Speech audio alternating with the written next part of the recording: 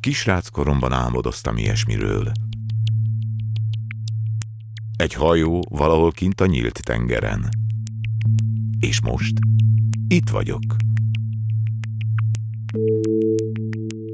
Búvár lettem. Sok időt töltök a víz alatt.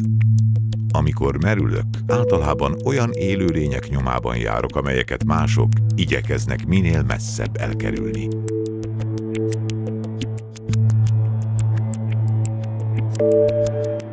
Az emberek félnek a cápáktól, engem viszont lenyűgöznek. Mindent megteszek, hogy közel férkőzzek hozzájuk. Nem bírok betelni velük. Fotókat készítek róluk, és közben élvezem a közelségüket. A cápák csodálatosak.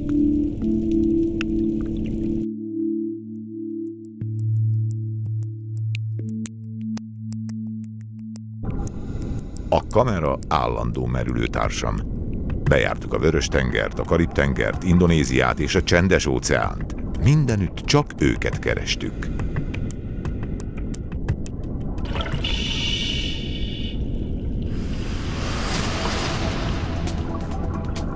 Van egy egyezményes kézjel a búvárok között. A homlok előtt feltartott tenyér. Azt jelenti, cápa.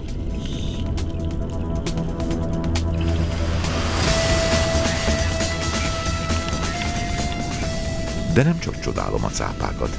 Sajnálom őket, és aggódom is értük. Hogy miért? Mert nem ők jelentenek veszélyt ránk.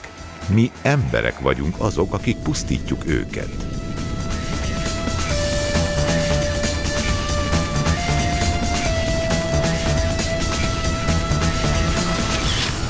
Cápák a keresőmben.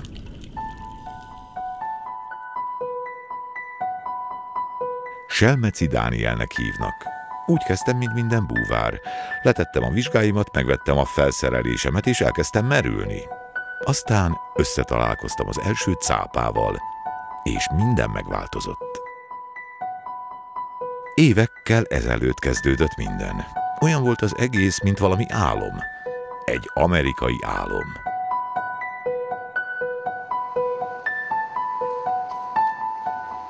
Ez itt Florida. Ahogy a nagykönyvben meg van írva, pálmafák, napsütés, tenger, egy más világ, és nem mellesleg a Bahamák kapuja.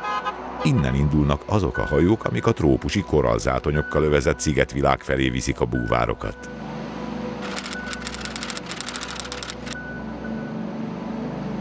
Ez itt a Shearwater, 65 lábas hajó, 800 tengeri mérföldes hatósugárral. Good morning.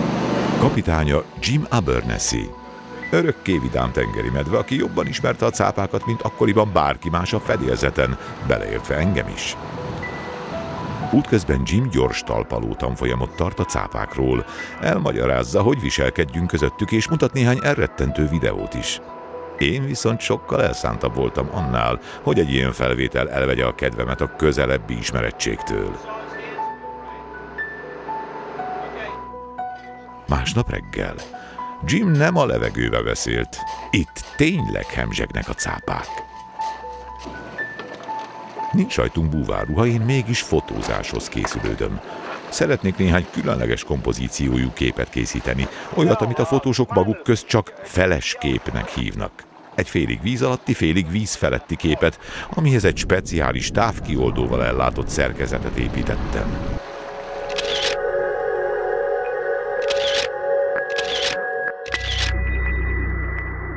A citromcápák nem félnek. Pár centire úsznak el az optikától. Várok. Majd, amikor eljön a kellő pillanat, exponálok.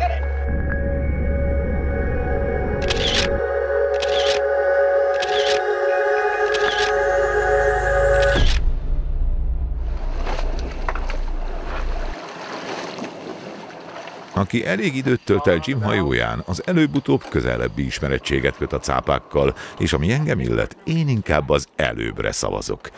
Alig várom, hogy testközelből is megismerjem őket.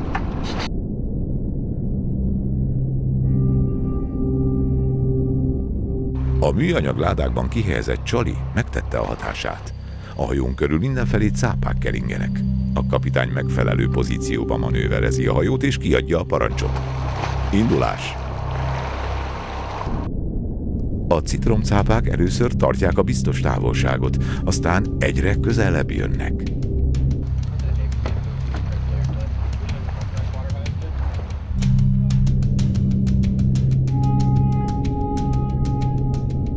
Alig kapok észben, már is körbevesznek a 2–2,5 méteres cápák. Némelyik karnyújtásnyira úszik el előttem. Szabályosan körülfognak minket. Életemben nem láttam még ennyi cápát egy rakáson.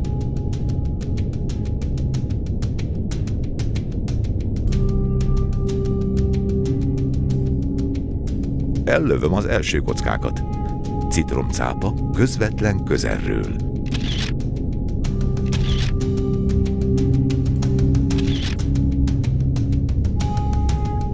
Izgalmas téma, de nem exponálok ész nélkül. Próbálom megőrizni a nyugalmamat. A java ugyanis még hátra van.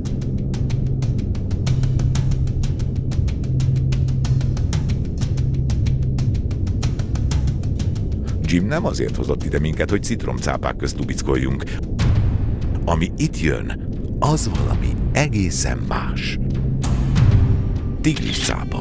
Nagyobb, erősebb és kíváncsibb, mint bármelyik másik cápa. Kevesen tudják róla, hogy a tigriscápa még a nagy fehér cápánál is hatalmasabbra nő. A legnagyobb valaha kifogott példány több mint 7 méter hosszú volt.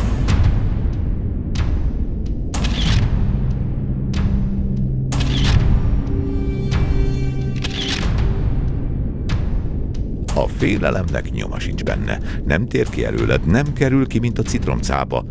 Helyet követel magának.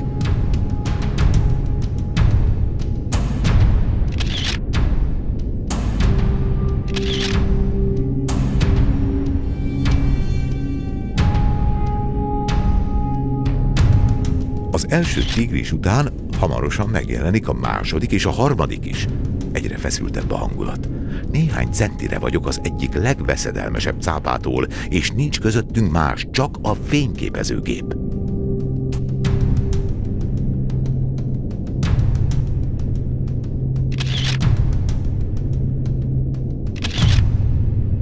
A csali egyre jobban ingerli a tigris cápákat, de amíg a citromcápák csak illedelmesen kerülgették a műanyagládákat, ez a nőstény egyszerűen letépte az egyiket, és eltűnt vele a mélyben. Jimnek köszönhetően sikerült közel kerülnöm a cápákhoz, amiért nagyon hálás vagyok neki. De azt is tudom, hogy a kihelyezett csalik megváltoztatják az állatok viselkedését. Ekkor határoztam el, hogy megpróbálok úgy közel kerülni a cápákhoz, hogy eredeti környezetükben a lehető legkisebb zavarás mellett figyelhessem meg őket. A feladat elsőre szinte lehetetlennek hangzott, pedig csak fel kellett szállnom a megfelelő hajóra.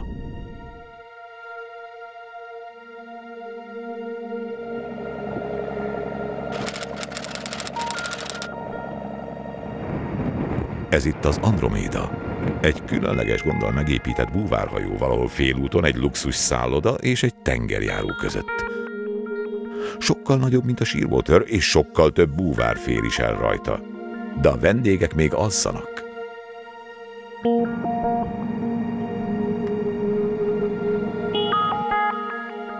Hajnalodik. 4:30-re állítottam be az órámat, jóval a hivatalos ébresztő előtt. Alapos okom van a koránkelésre. Teljesen mindegy, hogy milyen hajón utazik az ember, a fontos döntések mindig a kapitányi hídon születnek. És én a magam részéről szívesen vagyok ott, amikor az ilyen döntések születnek. A Karib-tengeren megtanultam, hogy ha jó képeket akarok csinálni, ahhoz jó helyekre kell eljutnom. Ehhez viszont jóban kell lennem a kapitánnyal. Sokan mondják, hogy egy hajón a legfontosabb ember a hajószakács. Én is szeretem a hasamat, de számomra a merülésvezető és a kapitány az első. Szerencsére ők itt ketten már ismerik néhány fotómat. Tudják, mit szeretnék. Rumi. A kulcsszó. Shab Rumi. Egy fantasztikus merülőhely. Ha valahol, ott lehet igazán cápákkal találkozni. Szerencsére a kapitány és a merülésvezető is jó hangulatban van, nem kell sokáig győzködnöm őket. Irány Rumi. Csodálatos érzés, amikor egy több ezer tonnás monstrum arra indul, amerre az ember szeretné. Búvárhajónk már önmagában is egy műszaki csoda, pedig az igazi csoda nem a gépházban, hanem a hajó alatt rejlik. A Vörös-tenger Szudánban még szinte teljesen érintetlen, miközben a Karib-tenger merülőhelyein búvárhajók tucatjai állomásoznak. Ezt a környéket valamiért még mindig nem fedezte fel magának a nagyvilág.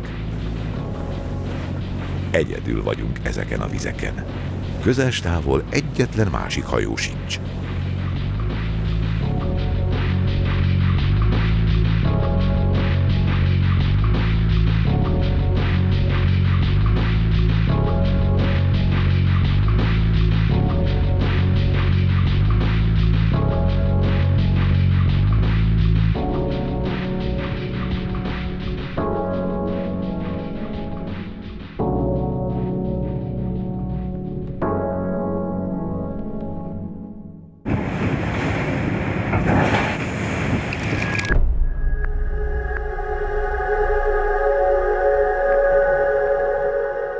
Az Androméda, mint mindig, teli van búvárokkal, jókedvű, vidám emberekkel, akik hónapokkal ezelőtt váltottak jegyet erre a hajóra.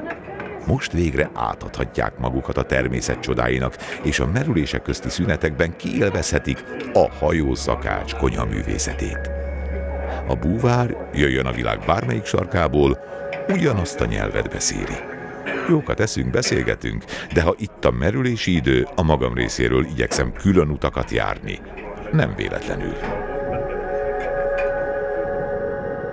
A cápák félénk állatok, és ahhoz a kísérlethez, amihez most készülődök, teljes nyugalomra van szükségem. No, és egy pillepalackra, amiből először is kortyolnom kell párat. Víz alá ásványvízes palackot vinni elsőre talán ostobaságnak tűnik, pedig alapos okom van rá.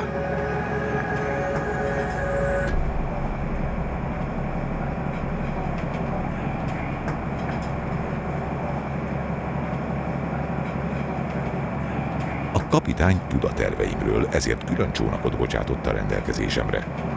A motorcsónak arra megy, amerre én szeretném. Irány a külső zátonyperem.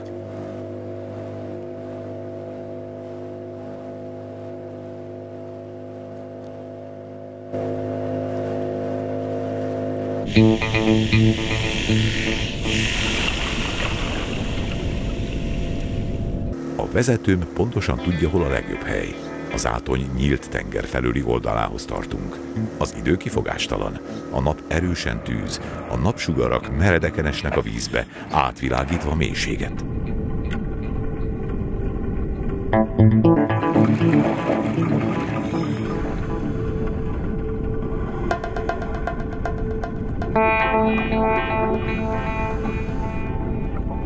Rumi külső oldalán a szirtfal függőlegesen szakad le a több száz méteres mélységbe.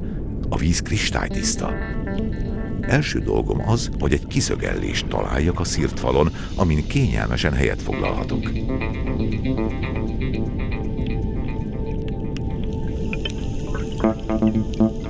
...15-20 méter mélyen meg is találom az alkalmas helyet. Kisebb-nagyobb harrajok vesznek körül, a látótávolság ideális. Cápáknak egyelőre híre hamva sincs. Én azonban tudom, hogy ott rejtőznek a kékségben. Biztos távolból figyelnek. A buborékaim hangjából érzik, hogy itt vagyok, de nem jönnek látótávolságon belül. Ahhoz túl óvatosak. Ideje ezen változtatni. A palackba szorult légbuborék furcsa, rezgő hangot ad. A hanghullámok pedig gyorsan szétterjednek a mélyben. Ez az alacsony frekvenciájú rezgés megtévesztésig hasonlít a vergődő hal keltette hangra. Alig telik bele pár másodperc, és már is itt az első cápa. Ellentétben a Karib-tengeren látott cápákkal, ez itt csak elvétve találkozik búvárokkal. Igazi vadpéldány. Tovább rázogatom a pillepalackot, mire újabb cápák bukkannak elő a semmiből. Amikor már legalább 7-8 példány köröz körülöttem, előveszem a fényképezőgépet. Szürke szírt cápák. Tökéletes felépítésű, erős, áramvonalas ragadozók. 1,5-2 méteresek lehetnek, és látszik, hogy a rezgés kíváncsivá tette őket. Szerencse, hogy a vaku villanása nem riasztja el őket. Egyik-másik nőstény bátrabb a többinél, és néhány méterre úszik el tőlem. Elkészülnek az első képek.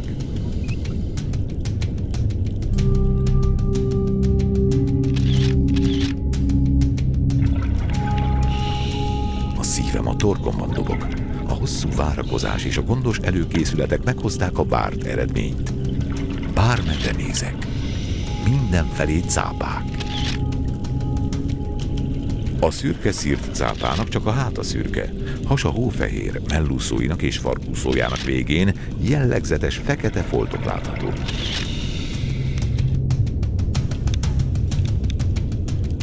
A szürke szírt cápa óvatos állat. Nem kockáztat feleslegesen. Miután meggyőződött róla, hogy itt nincs könnyű préda, odébb áll. A cápák, amilyen gyorsan jöttek, el is tűnnek.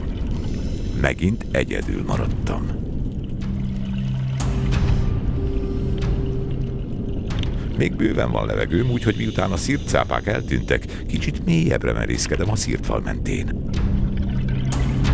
A kék háttérből egyszer csak egy félreismerhetetlen lény körvonalai bontakoznak elő.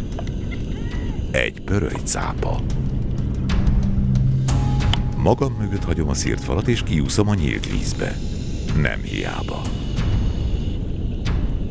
A kékségben újabb pörölycápát pillantok meg. Ketten vannak.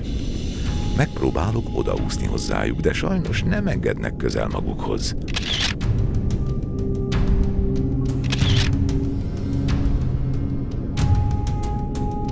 Tartják a tisztes távolságot, majd amikor megelégelték a vakuk villogását, eltűnnek a mélyben.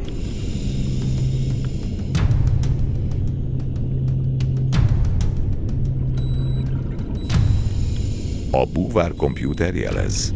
Indulnom kell vissza. Mély merülés után hosszú dekompressziós megállókra van szükség.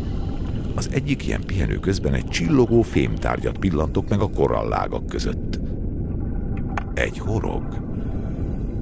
Még itt, ezen az eldugott helyen is lennének halászok. Azt hittem, errefelé senki sem háborgatja a tengeri élővilágot. De úgy tűnik, nem ez a helyzet. Vajon ki vethette ki a horgot? Elhatároztam, hogy kiderítem a választ.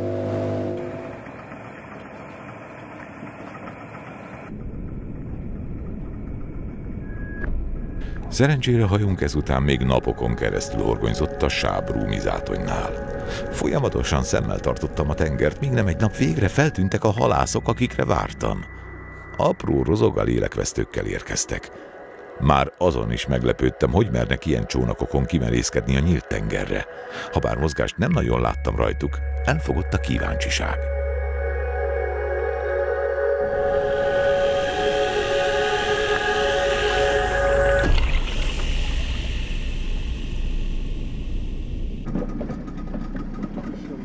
A halászok bizalmatlanul fogadnak. Látszik rajtuk, nincsenek hozzászokva a magunkfajta látogatókhoz.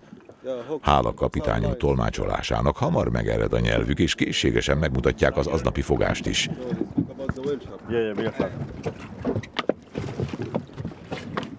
Csak néhány sügér van a jégen, cápa nincs, azt mondják. Én viszont azonnal észreveszek néhány uszonyt, amit a fedélzeten szárítanak. Semmi kétség, cápától származnak.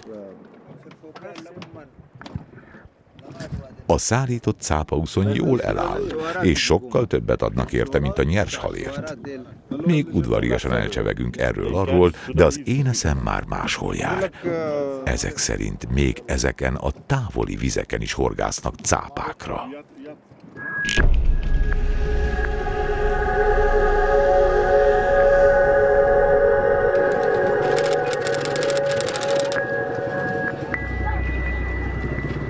Főként az érdekelt, mennyi cápát fognak a helybéliek, és hogy melyik testrészek iránt van a legnagyobb kereslet.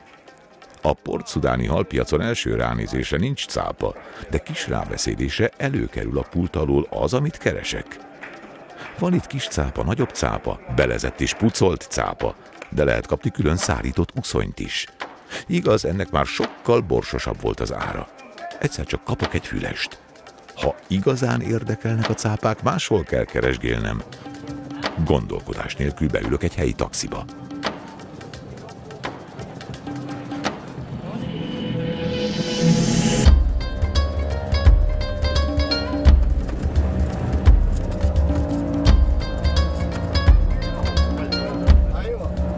Elhagyjuk a városközpontot. A háromkerekű riksa hajmeresztő sebességgel száguld a poros utcákon. Kicsit aggódom, nehogy ez a micsoda pont alattam essen szét.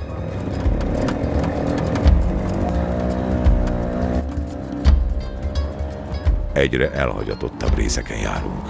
Aztán a sofőr egyszer csak fékez és kiszáll. Semmi kétség, itt vagyunk. Hogy pontosan hol? Arról persze fogalmam sincs. Remélem, hogy nem hiába zögykörődtem ennyit. A háznál szívélyesen fogadnak és mutatják az utat a tetőre.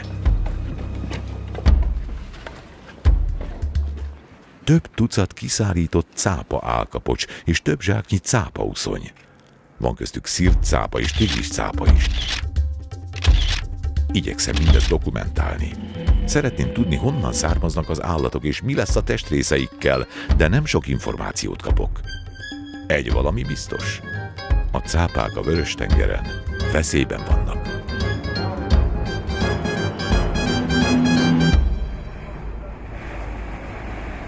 Kell, hogy legyen egy olyan szeglete az óceánoknak, ahol a cápák biztonságban élhetnek.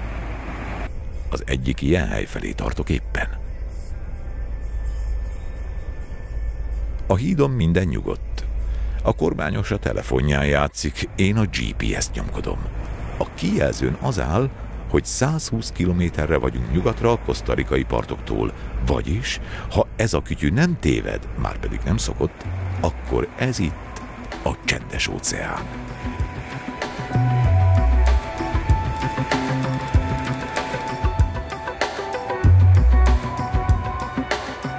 A hajót, amin ezúttal utazom, Undersea Hunternek hívják. Tenger alatti vadász. Találó név. Portyázom én is. Olyan helyet keresek, ahol a cápák háborítatlanul élhetnek. Sokat bújtam a térképeket, mire megtaláltam az óceánoknak azt a szegletét, amire illik a leírás.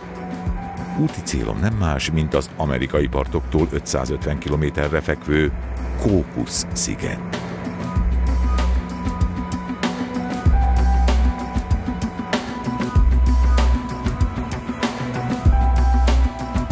A Cocos-sziget valójában egy vulkáni hegycsúcs, ami több ezer méteres mélységből emelkedik az óceán színe fölé.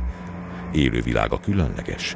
Itt az ideje, hogy saját szememmel is lássam ezt a csodát.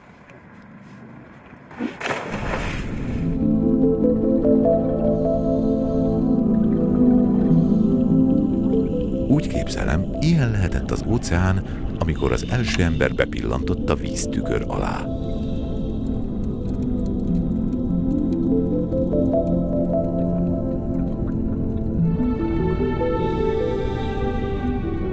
Bármerre nézek, mindenütt harrajok, hatalmas harrajok.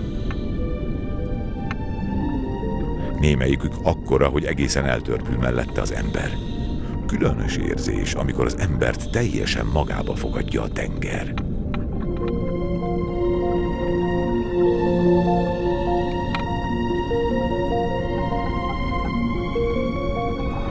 Az óceán lakói nem félnek tőlem, és némelyikük egészen hatalmasra nő. Ez az óriás tüskésrája például alig fér bele a keresőmbe.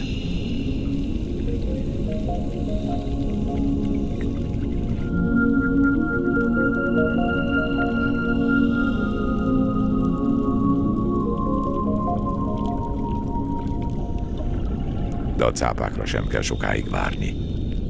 Itt az első pörölycápa. Egyáltalán nem fél annyira, mint a Vörös-tengeren látott pörölycápák. Nyíl egyenesen a sziget felé úszik, és nincs egyedül. A pörölycápák gyors egymás utánban bukkannak fel a mélyből. Egyre többen és többen lesznek.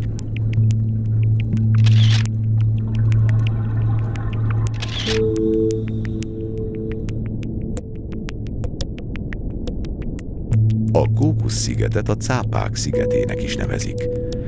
Ez az egyik utolsó hely a világon, ahol még meg lehet csodálni a pörölycápák tömeges vonulását. Szerencsém van. A jó látótávolságnak köszönhetően egyszerre több 100 cápa zsúfolódik bele a keresőmbe. A Caucasus-szigetbe pillantást engedett abba, milyen lehetett az óceán, mielőtt még birtokba vette volna az ember.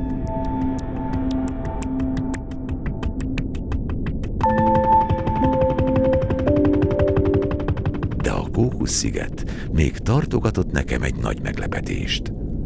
Íme a fehérfoltos szirtcápa.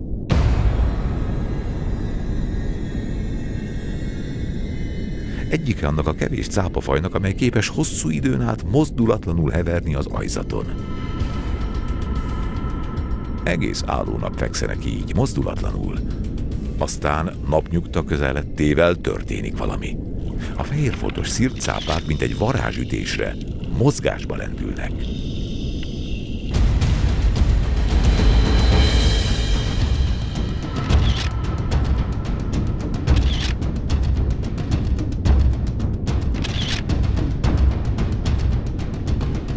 A cápa minden szikla repedésbe beleüti az orrát. Szemmel láthatóan keres valamit.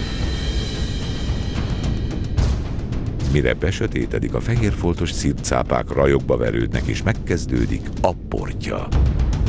Ezek a ragadozók ugyanis bandában vadásznak.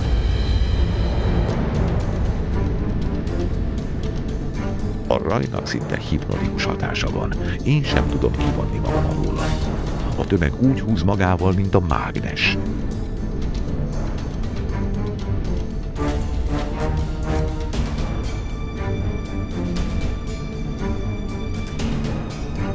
A cápák látszólag céltalanul kóborolnak a tengerfenék fölött, amikor valami váratlan történik. Egy szikla mellett megtorpannak.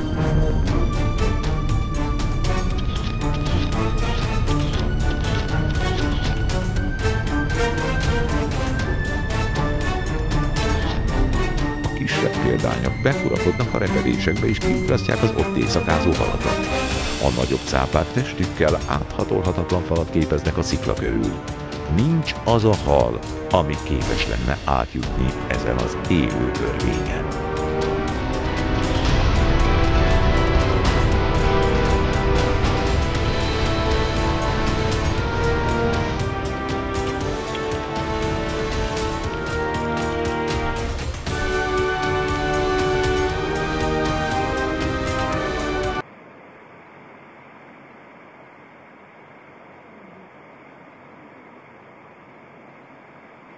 Másnap partra szállok a Caucasus-szigeten, és az első dolog, amibe belebotlok, az stílszerűen egy kókuszdió. A parton szinte egymást érik a kókuszpálmák, de a látszat ne tévesszem meg senkit. Ezek itt nem kókuszdiók, hanem orvhalászoktól elkobzott bóják. Annyi van belőlük, hogy az egyik folyó fölött kötélhidat is építettek belőlük. Különös érzés átmenni a hídon. Ezek szerint még itt sincsenek biztonságban a cápák.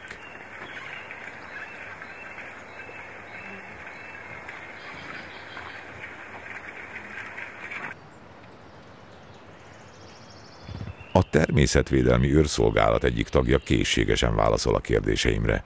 Sajnos semmi biztatóval nem tud szolgálni. A Caucasus-sziget Nemzeti Park természetvédelmi őrei kis gumicsónakokkal látják el a partmenti vizek védelmét. Ellenőrzik a védett területre tévedő halászhajókat, és elkobozzák a kivetett horgász- és halászfelszereléseket. A legtöbb problémát az úgynevezett hosszú zsinóros horgászat okozza. A csalikkal ellátott több száz horgot is tartalmazó eresztékek válogatás nélkül pusztítják a tengeri élővilágot, köztük a cápákat is.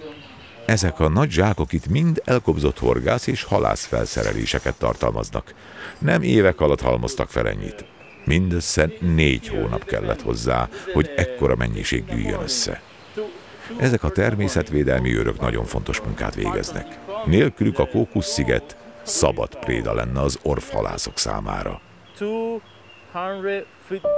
De vajon mire képes 2-3 gumicsónak szemben a halászok jól felszerelt flottáival? Az egész szélmalomharcnak tűnik a számomra.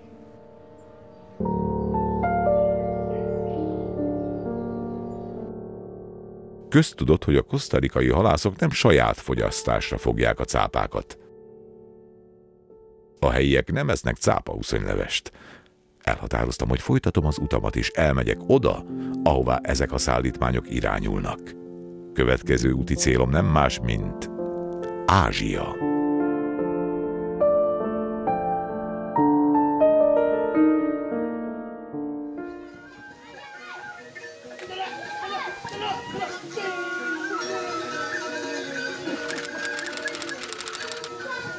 A cápák iránti kíváncsiságom egy újabb egzotikus szigetre hozott.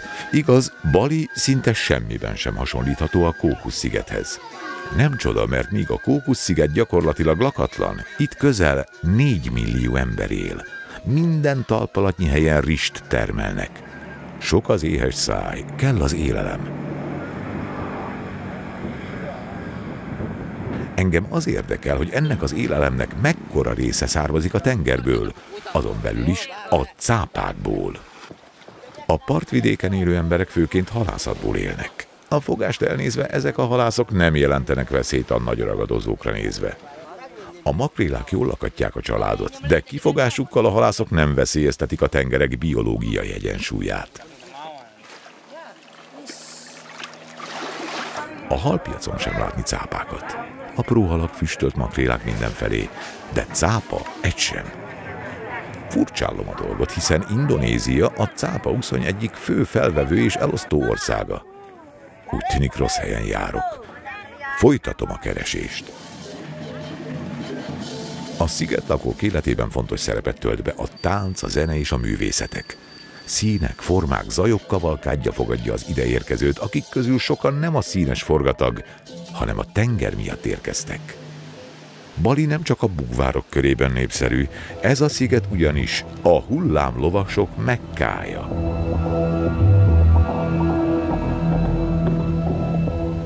A szörfösök önfeledten élvezik a hullámokat, tudomást sem véve a mélyben megbúvó állatokról. Hirtelen 2 méteresnél is nagyobb állat mozdul meg a víz alatt. A szörfösök nem veszik észre. A rejtélyes lény egyre közelebb merészkedik, végül csak pár méterre van az emberektől. A rejtélyes állat nem egy cápa, hanem egy dugong. Egy ártalmatlan és veszélyeztetett tengeri emlős. Semmi sem zavarja meg a hullámlovasok szórakozását.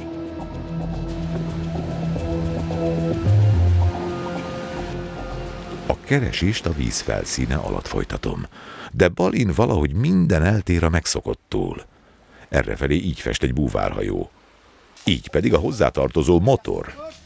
Vezetőink szakértő mozdulatokkal rögzítik a különös szerkezetet, és akkor sem jönnek zavarba, amikor a búvárokkal dugik tömött hajót valahogy át kell küzdeniük a hullámtörési zónán. Még szerencse, hogy a kameránk is elfért a csónakban. Már alig várom, hogy megismerjem a Bali körüli vizeket.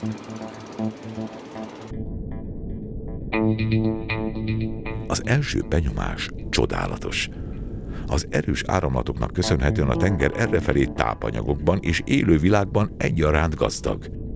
Cápákkal ugyan nem találkozom, de nincs okom panaszra. Itt vannak helyettük közeli rokonaik, a ráják.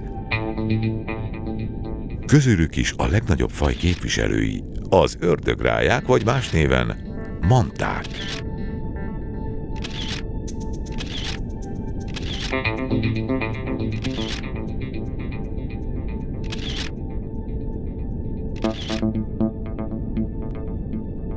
Hatalmas állatok. A legnagyobb példányok mellúszóinak fesztávolsága elérheti a 6 métert. Fantasztikus élmény ilyen közel lenni az ördögrájákhoz. De minél többet merültem, annál furcsább volt, hogy egyszer sem találkoztam cápákkal. Hol lehetnek? Balin egyszer csak kaptunk egy fülest. Ha cápát akarunk látni, legyünk délelőtt 10-kor a Komp kikötőben és várjunk. Operatőr barátom Sásdi Zsolt ott is volt az adott pillanatban. Megrázó felvételek következnek. A komp pontosan menetrend szerint érkezik. Még alig kötötték ki a hajót, már is megkezdődik a kiszállás. Időbe telik, mire a több tucat ember és a sok csomag a partra kerül. De az asszonyok csak várnak tovább. Ami nekik kell, az ott van a hajófenékben. Zsolt, az operatőr már azt hiszi, hiába jött, amikor egyszer csak fény derül a hajó rejtélyes szállítmányára.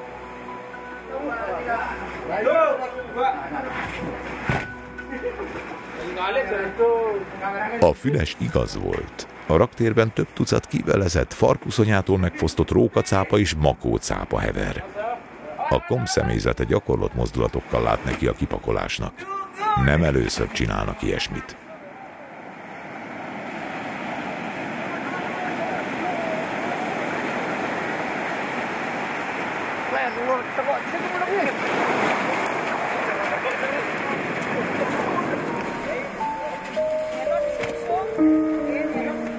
Körülbelül 6 éve halászok egy csoportja felfedezett egy helyet kint a tengeren, ahol minden tavasszal nagy csoportokban gyülekeznek a rókacápák. A pontos helyet azóta is titokban tartják. Ami viszont nyílt titok, hogy a kifogott cápák 90%-a vemhes nőstény. Semmi kétség, a halászok egy ívóhelyre bukkantak. A gátlástalan halászatnak már is látszanak a következményei. Évről évre egyre kevesebb cápát fognak.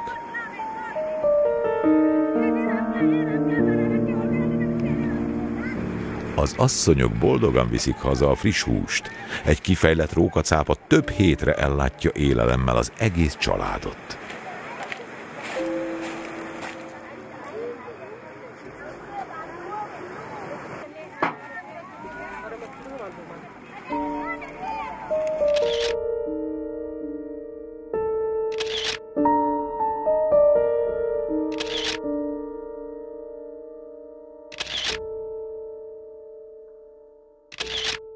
De az asszonyok csak néhány cápát vásárolnak meg. A legtöbbet kis teherautókon szállítják tovább. Vajon hová?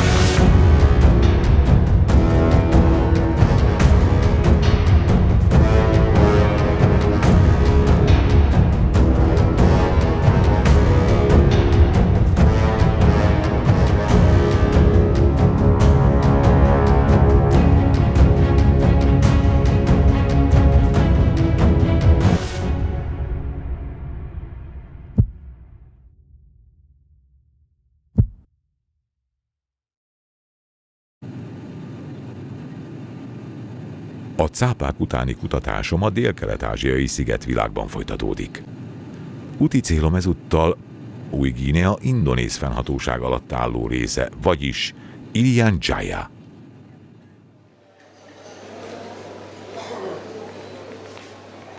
Jakarta nemzetközi repülőtér. A tranzitban boltok egész sora kínálja a szárított cápauszonyt. Nem véletlen, Indonézia évi 1300 tonnát is meghaladó kivitelével a világ egyik legnagyobb cápauszony exportőre. Az uszonyok többsége szokványos méretű, de van köztük néhány hatalmas darab. Ezek az uszonyok a világ legnagyobb termetű halától, a cettcápától származnak. Éppen emiatt a faj miatt érkeztem ide.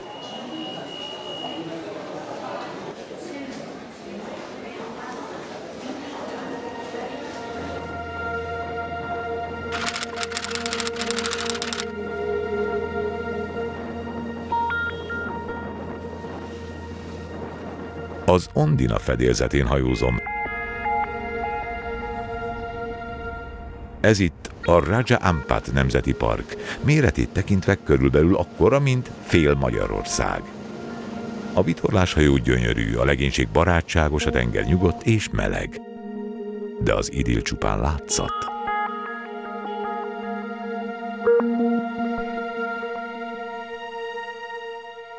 Azért jöttem ide, hogy lefényképezzem a legnagyobb termetű cápát, ami csak létezik ezen a bolygón, még mielőtt az utolsó példányt is kipusztítják. A cápauszony kereskedelem egyetlen fajt sem kímél, és ez alól a cettcápa sem kivétel.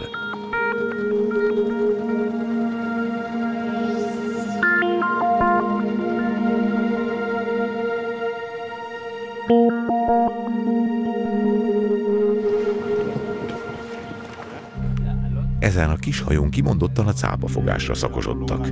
A halászok készségesen megmutatják nekem a kiszállított uszonyokat. Miközben beszélgetünk, a fedélzeten mázsaszám szárad a sózott cápahús.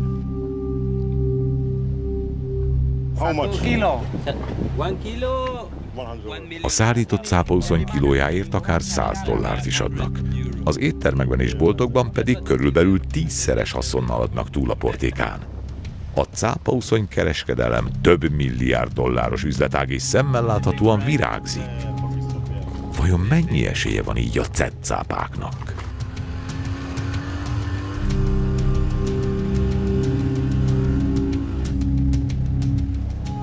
Folytatom a kutatást. Ismét halászokkal fogok találkozni. Csak hogy ezek a halászok nem olyanok, mint akikkel eddig találkoztam. Ezek a halászok ugyanis egészen más kapcsolatban állnak a cápákkal.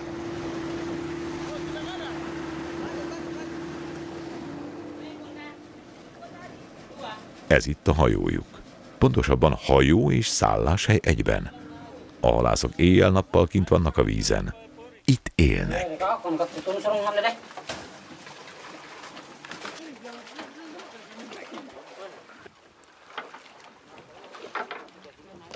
A kiteregetett hálókon az éjjeli fogás szárad. Több ezernyi apró hal. Amikor látják, hogy jövünk, a halászok különös dolgot kezdenek művelni. A kiszállított halakat visszaszórják a tengerbe. Mindezt azért, hogy egy sokkal hatalmasabb halat csalogassanak magukhoz.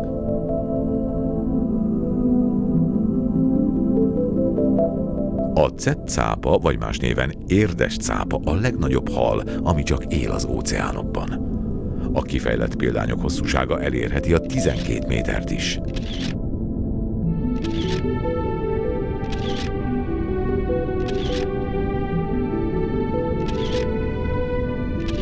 Az óriási cápának eszeágában sincs bántani engem. Ezek a békés gigászok apró rákokkal és halakkal táplálkoznak, más szóval teljesen ártalmatlanok.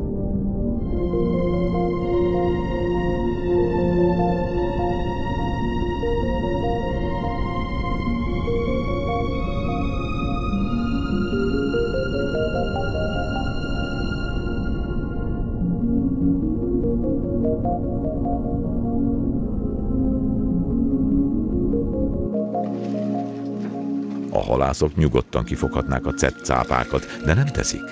Rájöttek, sokkal jobban járnak, ha megmutatják a búvároknak ezeket a csodálatos állatokat.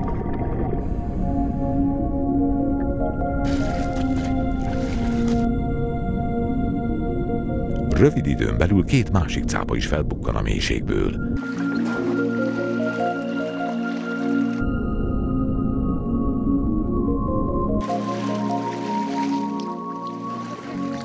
A cettcápák példája számomra azt jelenti, hogy létezik békés együttélés emberek és cápák között. Hogy a szigetlakóknak, helybélieknek, benszülötteknek nem kell feltétlenül elpusztítani a cápákat ahhoz, hogy pénzre tegyenek szert. Az élő cápa igenis többet ér, mint az elpusztított cápa.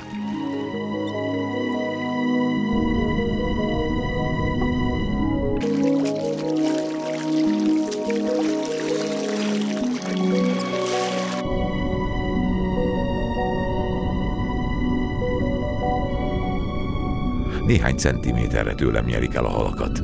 Majd, amilyen váratlanul jöttek, úgy el is tűnnek. A cettcápákat elnyeri a mélység.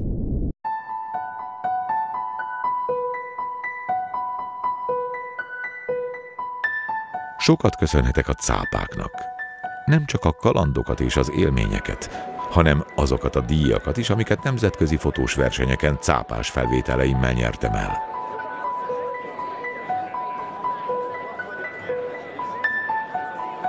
Sokat tanultam a cápáktól, és ezt a tudást szeretem megosztani, másoknak is átadni. Fotós vagyok, aki egymaga nem tudja útját állni a cápauszony kereskedelemnek. De amikor csak időm engedi, kiállításokat, vetítéseket szervezek, megteszem, ami tőlem telik.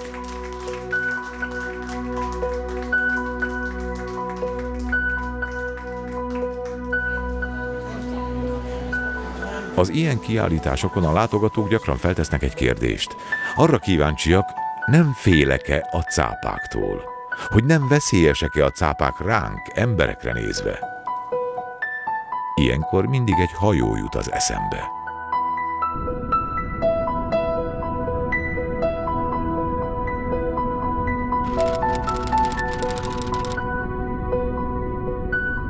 Sok hajóroncsot láttam már, de az én szememben mindközül ez a legszebb. Ez itt az Umbria. A Vörös-tenger mélyén fekszik, 30 méteres mélységben. Többször merültem már rajta, de még mindig nem tudok betelni a szépségével.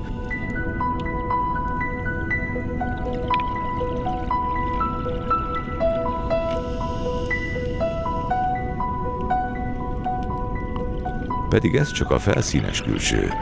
Akik ismerik, azok tudják csak, hogy az Umbria sötét titkot rejt. Ezt a titkot a hajóroncs csak azok előtt fedi fel, akik kíváncsiak, mi van belül, és akik bemerészkednek a 153 méter hosszú hajóroncs koromsötét belsejébe.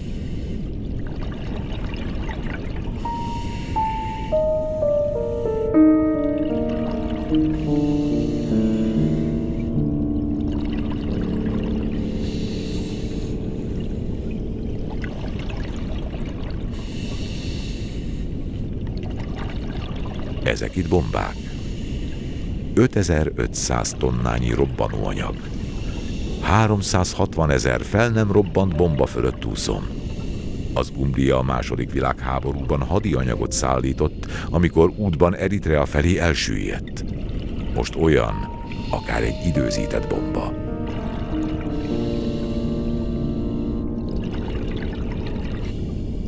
Számomra ez a hajóroncs minden másnál jobban jelképezi azt, hogy mekkora pusztításra vagyunk képesek. Hogy milyen felfoghatatlanul nagy veszélyt jelentünk mi emberek a saját környezetünkre.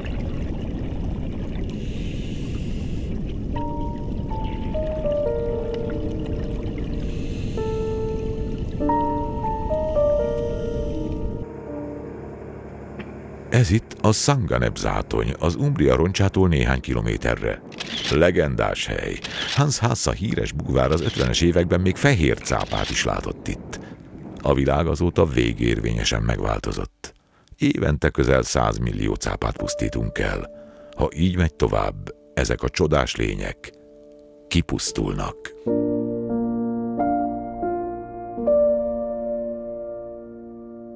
Pump check at 10 meter. Put your transducer in the water and turn the linguist on as soon as possible so we can test it.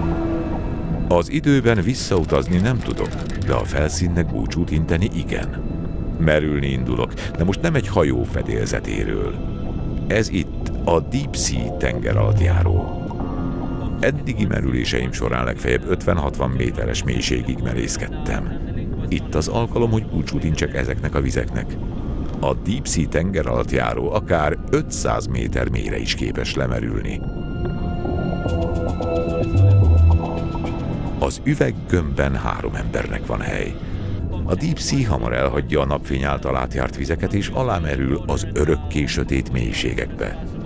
Idáig soha nem hatol le a napfény. Elhagyjuk a szírt fal peremét. 120 méternél jókor a sügérekkel találkozunk. A csápos halak és a sügérek is nagyon hasonlítanak sekélyvízi rokonaikhoz, talán csak a színük tér el valamelyest.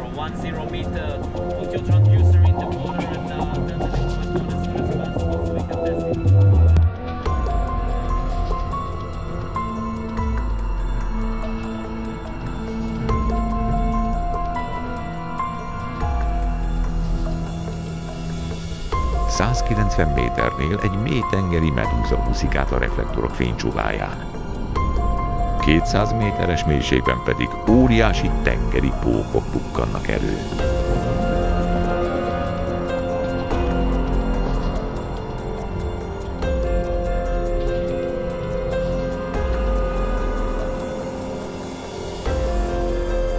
...220 méternél, mintha egy láthatatlan határvonalat lépnénk át.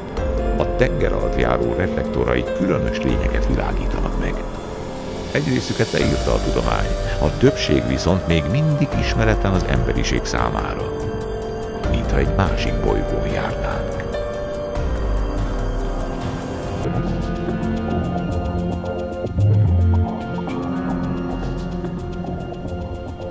A távirányítású robotkamerák előtt egy óriási rája tűnik fel.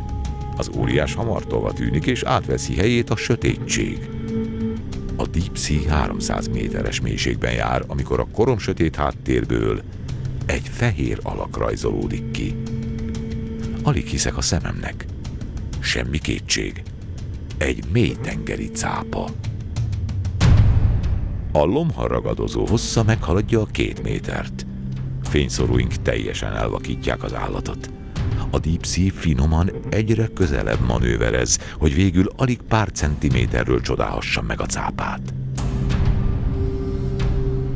Több száz méterrel a felszín alatt ezek a csodálatos ragadozók teljesen háborítatlanul élnek. Semmi sem zavarja meg a nyugalmukat. Mi emberek is csak ártalmatlan vendégek, futólátogatók vagyunk itt.